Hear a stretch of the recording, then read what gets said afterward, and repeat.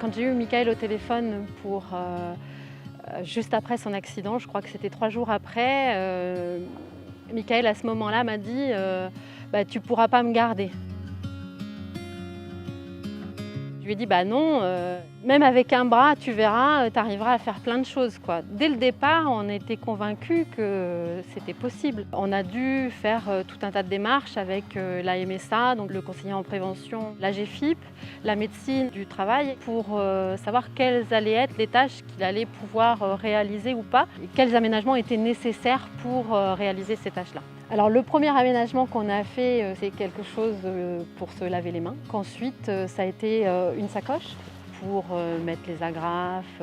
On a monté avec la GFIP des dossiers de demande d'aide à l'aménagement de nos 3 tracteurs. C'est-à-dire qu'on a mis l'ensemble des commandes à droite. Ça n'a pas été toujours facile. On a tenu bon et on ne regrette rien parce que Michael nous le rend bien.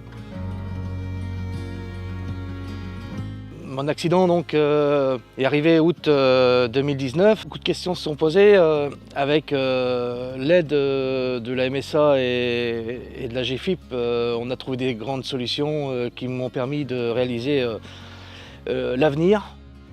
Il a fallu réfléchir, moi et mes patrons, pour retrouver des petites astuces de pratique. Dans les vignes, par exemple, une sacoche pour réceptionner les agrafes, les grimpillons, les outils. Il a fallu des aménagements appropriés à chaque tracteur de l'exploitation.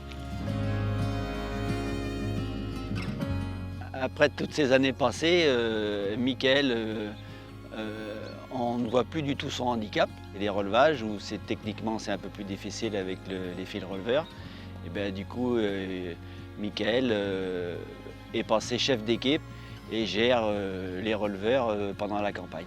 Il fait presque toutes les tâches qu'il faisait avant, grâce aux aménagements et grâce à sa volonté et sa ténacité. Les problèmes de santé commençaient à apparaître pour moi il y a 5-6 ans. Une salariée permanente suite à un arrêt de travail. L'idée, c'est comment adapter son temps de travail par rapport à la pénibilité, qui est une priorité de tous les moments. On a mis en place ensemble les hauteurs de palissage au niveau du vignoble, le système de relevage, on a adapté avec des écarteurs sur une grande partie du vignoble, piquet métallique aussi par rapport à l'entretien du vignoble aussi. Ensuite, sécateur électrique, attachage beaucoup plus simple aussi. On s'est posé la question sur le siège de taille, c'est après conseil de la médecine du travail, de Cap Métier aussi, qui nous a orientés vers ce siège de taille. Et donc on va voir. C'est vraiment, on est en essai, en période vraiment découverte de l'outil. C'est un handicap qui n'est pas forcément visible.